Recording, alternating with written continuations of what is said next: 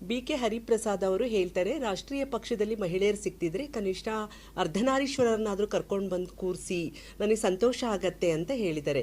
ಈ ವಿಷಯದ ಬಗ್ಗೆ ಒಂದಷ್ಟು ವಿಚಾರಗಳನ್ನ ಹೇಳಲಿಕ್ಕೆ ಇಷ್ಟಪಡ್ತೀನಿ. ಏನು ಅಂತ ಹೇಳಿದ್ರೆ, ಬಿ.ಕೆ. ಹರಿಪ್ರಸಾದ್ ಅವರು ಯಾವ ಮನೋಧರ್ಮದಲ್ಲಿ ಹೇಳಿದಾರೋ ಅಂತ ಗೊತ್ತಿಲ್ಲ.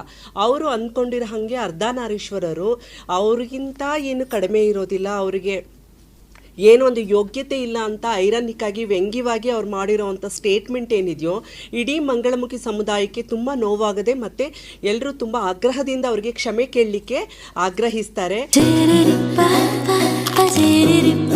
ನನ್ನ ಫೇವರೇಟ್ ನಂದಿನಿ ಚೀಸ್. ಈಗ ಎಲ್ಲರ ಫೇವರೇಟ್ ನಂದಿನಿ ಚೀಸ್. ಏಕೆಂದರೆ ಅವ್ರು ಮಾಡಿರೋ ಅಂಥದ್ದು, ಅವ್ರು ಮಾತಾಡಿರೋ ಅಂಥದ್ದು ಈ ಸಮುದಾಯ ಯಾವತ್ತಿಗೂ ಕ್ಷಮಿಸೋದಿಲ್ಲ. ಅವ್ರು ಹೇಳ್ತಾರೆ, ಮಂಗಳಮುಖಿಯರು ಅಂತ ಹೇಳಿದ್ರೆ ಅವ್ರು ಯಾವುದಕ್ಕೂ ಅನ್ಫಿಟ್ಟು, ಅನ್ಲಾಯಕ್ಕು, ಅವ್ರು ಯಾವುದೇ ಕೆಲಸಗಳನ್ನ ಮಾಡೋಕ್ಕಾಗೋದಿಲ್ಲ ಅಂತ ಇನ್ನೂ ಅವರು 30-40 ವರ್ಷಗಳ ಹಿಂದೆನೇ ಇದ್ದಾರೆ. ಆದರೆ ಅವ್ರಿಗೆ ಗೊತ್ತಿಲ್ಲ, ಇವತ್ತು ಅವರು ನಮಗೇನಾದರೂ ಅವಕಾಶಗಳು ಸಿಕ್ಕಿದ್ರೆ ಅವ್ರದೇ ಪಕ್ಷದ ಅಧ್ಯಕ್ಷರಾದಂಥ ರಾಹುಲ್ ಗಾಂಧಿಯವ್ರಿಗಿಂತನೂ ನಾವು ಅವ್ರ ಪಕ್ಷನಾಗಲಿ ಅಥವಾ ಅವರ ಕಾರ್ಯಕ್ಷಮತೆಗಿಂತ ನಾವು ತುಂಬ ದಕ್ಷತೆಯಿಂದ ಆಡಳಿತವನ್ನು ನಡೆಸ್ತೇವೆ ಅಂತ ಹೇಳಿ ಹರಿಪ್ರಸಾದ್ ಅವರು ತಿಳ್ಕೋಬೇಕಾಗತ್ತೆ. ಅವರು ಯಾವ ರೀತಿಯಾಗಿ ಈ ಥರ ಆಲೋಚನೆ ಮಾಡ್ತಾ ಇದ್ದಾರೋ ನಮಗೆ ಗೊತ್ತಾಗ್ತಾ ಇಲ್ಲ. ಸೊ ಹರಿಪ್ರಸಾದ್ ಅವರು ಏನು ಹೇಳಿದಾರೋ ಈ ವಿಚಾರವನ್ನು ನಾವು ತುಂಬ ಖಂಡಿಸ್ತೀವಿ. ಹರಿಪ್ರಸಾದ್ ಅವರೇ, ನೀವು ತಿಳ್ಕೊಂಡಿರೋ ಹಾಗೆ ಮಂಗಳಮುಖಿಯರು ತುಂಬ ತುಚ್ಛವಾಗಿ ಜೀವನ ಮಾಡ್ತಾ ಇಲ್ಲ. ಅವಕಾಶ ಇಲ್ದಿರೋ ಅವರು ಭಿಕ್ಷೆಗೆ ಮಾಡ್ತಾ ಇದ್ದಾರೆ, ಲೈಂಗಿಕ ವೃತ್ತಿಯನ್ನು ಮಾಡ್ತಾ ಇದ್ದಾರೆ ಹೊರತು ನಿಮ್ಮ ಹಾಗೆ ಅವಕಾಶಗಳು ಸಿಕ್ಕಿದ್ರೆ ಖಂಡಿತ ನೀವು ದಕ್ಷಿಣ ಇದರಲ್ಲಿ ಬೆಂಗಳೂರು ದಕ್ಷಿಣದಲ್ಲಿ ನೀವು ಕಾಂಪೀಟ್ ಮಾಡಿದರೆ ಇವತ್ತಿನವರೆಗೂ ನೀವು ಗೆಲ್ಲಕ್ಕಾಗಿಲ್ಲ. ನೀವು ಎಲೆಕ್ಷನ್ ನಿಂತ್ಕೊಂಡ್ರೆ ನಿಮಗಿಂತ ಒಂದು 2 ಓಟು ನಾವು ಬಹುಶಃ ಪಡಿಬೋದೇನೋ. ಹಾಗಿರುವಾಗ ನಿಮಗೆ ಕಾಂಗ್ರೆಸ್ಸಲ್ಲಿ ಒಂದು ಸ್ಥಾನಮಾನ, ನಿಮ್ಮ ಸ್ಥಾನಮಾನ ಏನು ಅಂತ ನೀವೇ ಒಂದ್ಸಲಿ ವಿಮರ್ಶೆ ಮಾಡ್ಕೋಬೇಕಾಗತ್ತೆ. BJPಯಲ್ಲಿ ನಮಗೆ ಏನು ಮಾಡಿದ್ದಾರೆ ಅಂತ ಕೇಳಿದ್ರೆ, ಇವತ್ತು ಮಂಜಮ್ಮ ಜೋಗತಿಯವರು ಪದ್ಮಶ್ರೀ ಅವಾರ್ಡನ್ನು ಪಡೆದಿದ್ದಾರೆ. ಅದು BJPಯಿಂದ ಸಾಧ್ಯ ಆಗಿರೋದು.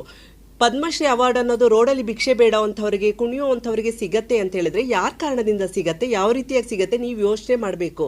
BJP ಪಕ್ಷದ ಬಗ್ಗೆ ನೀವು ಹೇಳ್ತೀರಾ, BJPನಾದರೂ ಮಂಜಮ್ಮ ಜೋಗತಿಗೆ ಪದ್ಮಶ್ರೀ ಅವಾರ್ಡ್ ಕೊಟ್ಬಿಟ್ಟು ಅವರಿಗೆ ಜಾನಪದ ಅಕಾಡೆಮಿ ಪ್ರೆಸಿಡೆಂಟ್ ಪೋಸ್ಟನ್ನು ಕೊಟ್ಟು ಅಡ್ಮಿನಿಸ್ಟ್ರೇಷನಲ್ಲಿ ಮಾಡಲಿಕ್ಕೆ ಅವ್ರಿಗೆ ಅನುಕೂಲ ಮಾಡಿಕೊಟ್ಟಿದೆ. ಅವ್ರಿಗೆ ನಮ್ಮ ಘನತೆಯನ್ನು, ನಮ್ಮ ಸಮುದಾಯದ ಘನತೆಯನ್ನು ಎತ್ತಿ ಹಿಡಿದಿದೆ. ಯಡಿಯೂರಪ್ಪನವರು 1% ರಿಸರ್ವೇಷನ್ ಕೊಡೋದ್ರ ಮೂಲಕ ಇವತ್ತು ಎಷ್ಟೋ ಜನ ಮಂಗಳಮುಖಿಯರು ಸರ್ಕಾರಿ ಹುದ್ದೆಗಳಲ್ಲಿ ಗುರುತಿಸ್ಕೊಂಡಿದ್ದಾರೆ, ವಿಲೇಜ್ ಅಕೌಂಟೆಂಟ್ ಆಗಿದ್ದಾರೆ, ಮತ್ತು ಟೀಚರ್ಸ್ ಆಗಿದ್ದಾರೆ, ಬೇರೆ ಬೇರೆ ಗೌರ್ಮೆಂಟ್ ಪೊಲೀಸ್ ಡಿಪಾರ್ಟ್ಮೆಂಟಲ್ಲಿ ಪ್ರಯತ್ನ ಮಾಡ್ತಾ ಇದ್ದಾರೆ. ಒಂದೊಂದೇ ಪುಟ್ಟಾಗಿ ಹೆಜ್ಜೆ ಇಟ್ಕೊಂಡು ಬರ್ತಾ ಇದ್ದಾರೆ.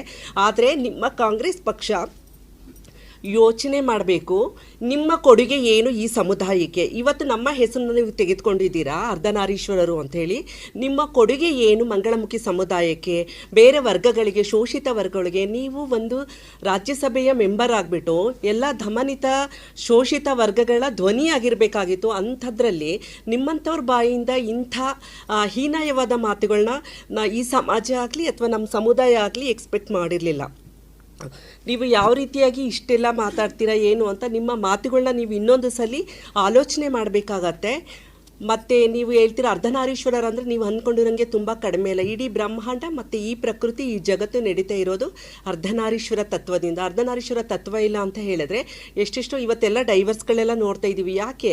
ಸ್ಕ್ಯಾರ್ಸಿಟಿ ಆಫ್ ಈ ಅರ್ಧನಾರೀಶ್ವರ ತತ್ವ ಇಲ್ಲದೆ ಇರೋದಕ್ಕಿಂತ ಪುರುಷ ತತ್ವ, ಸ್ತ್ರೀ ತತ್ವ ಮ್ಯಾಚ್ ಆಗದೆ ಇರೋದ್ರಿಂದ ಇವತ್ತು ಡೈವರ್ಸ್ ಆಗ್ತಾ ಇದೆ, ಬೇರೆ ಬೇರೆ ವಿಚಾರಗಳು ನಡೀತಾ ಇದೆ.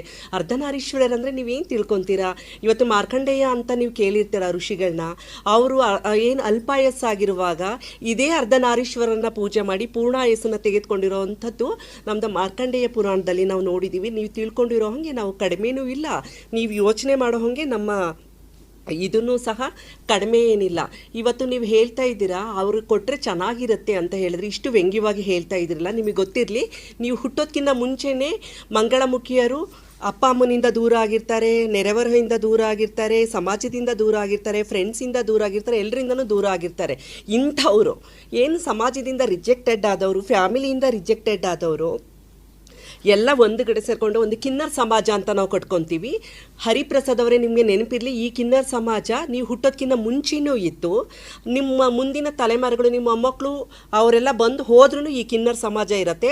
ನಿಮಗಿಂತ ತುಂಬ ಚೆನ್ನಾಗಿ ನಾವು ಈ ಕಿನ್ನರ್ ಸಮಾಜವನ್ನು ಅಡ್ಮಿನಿಸ್ಟ್ರೇಟ್ ಮಾಡ್ತಾ ಇದ್ದೇವೆ. ನಮ್ಮ ರಾಜತಂತ್ರ, ರಾಜನೀತಿ ಕಿನ್ನರ್ ಸಮಾಜದಲ್ಲಿ ತುಂಬ ಚೆನ್ನಾಗಿದೆ. ನಮಗೇನಾದರೂ ಅವಕಾಶ ಸಿಕ್ಕಿದ್ರೆ ನಿಮಗಿಂತ ತುಂಬ ಚೆನ್ನಾಗಿ ನಾವು ಆಡಳಿತವನ್ನು ನಡೆಸ್ತೀವಿ. ನೀವು ಅಂದ್ಕೊಂಡಿರೋ ಹಾಗೆ ನಾವು ಕಡಿಮೆ ಇಲ್ಲ. ನಾವು ಮನುಷ್ಯರೇ ರೀ. ನಾವೇನಾದರೂ ಬೇರೆ ಕಡೆಯಿಂದ ಬಂದಿದ್ದೀವಾ ಅಥವಾ ನಾವೇನು ಅನಿಮಲ್ಸಾ?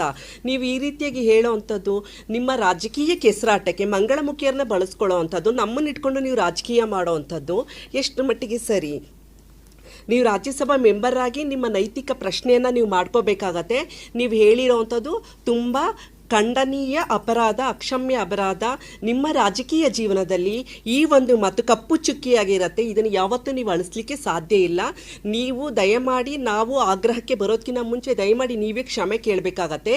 ಇಲ್ಲ ಅಂತ ಹೇಳಿದ್ರೆ ಬೇರೆ ರೀತಿಯಾದ ಹೋರಾಟವನ್ನು, ರೂಪುರೇಷೆಯನ್ನು ನಾವು ಮಾಡಬೇಕಾಗತ್ತೆ. ಆಲ್ರೆಡಿ ಕರ್ನಾಟಕ ರಾಜ್ಯದಿಂದ ಎಲ್ಲರೂ ನಮಗೆ ಫೋನ್ ಮಾಡ್ತಾ ಇದ್ದಾರೆ ಮೂಲೆ ಮೂಲೆಯಿಂದ. ಈ ರೀತಿಯಾಗಿ ಹರಿಪ್ರಸಾದ್ ಅವ್ರು ಮಾತಾಡಿದ್ದಾರೆ, ಇದ್ರ ಬಗ್ಗೆ ನಾವು ಏನು ಮಾಡೋಣ ಅಂತ ಹೇಳಿ. So we are waiting for your ಇದನ್ನು ನೋಡ್ತಾ ಇದ್ದೀವಿ. ನೀವು ದಯಮಾಡಿ ಕ್ಷಮೆ ಕೇಳಲೇಬೇಕಾಗತ್ತೆ. ಇಲ್ಲ ಅಂತ ಹೇಳಿದ್ರೆ ನಾವು ಬೇರೆ ರೀತಿಯ ಹೋರಾಟಗಳನ್ನ ರೆಡಿ ಮಾಡ್ಕೊಳ್ಬೇಕಾಗತ್ತೆ.